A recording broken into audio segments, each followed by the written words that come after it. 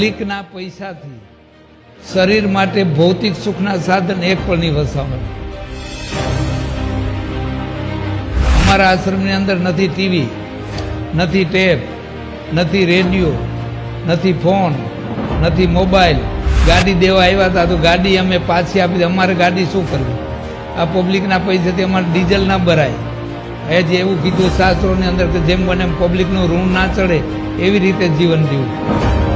આજે જે બધાય છે ને એ બધા સંપ્રદાયો છે, એ ધર્મ નથી.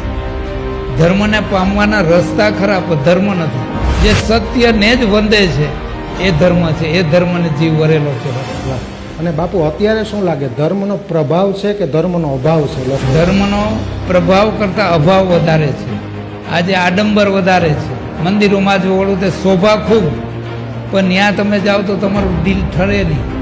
ત્યાં ગયા પછી એક તો ભૂમિની ઉર્જા આપોઆપ કહી દે. પણ આજે ધર્મને ધંધો બનાવી દીધો એ બહુ મોટી નુકસાની છે સમાજ માટે. ધર્મ એ ધર્મ જ હોવો જોઈએ, એમાં ધંધો ના હોવો જોઈએ. જે ભજન અમારા આત્માના કલ્યાણ તો કરી છે, પણ પરહિત માટે, આજ પારકા જીવ માટે, અમે વિશ્વ કલ્યાણ માટે આવા ઘણા બધા યજ્ઞો અને ઘણા બધા અનુષ્ઠાન કરીને સમર્પણ આપણે અર્પણ કરેલા છે. તો તમને શું લાગે, આ લોકો સેલ્ફી લેવા આવે છે, ભગવાનને પગે લાગવા આવે છે? શું બહેનો કે ભાઈઓ આજ બસ આવતા હોય ગેટમાં ગયા ભેરા ફોટા ફોટા ફોટા, એને દેવ દર્શન લે. કોણ દેવ બિરાજમાન છે અંદર, એને નમસ્કાર કઈ રીતે કરી શકાય?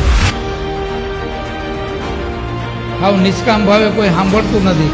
અને કથા કરાવનારા એ નિષ્કામ ભાવે કથા કરાવતા નથી, અને કથા કરનાર એ નિષ્કામ ભાવે કથા કરતા નથી.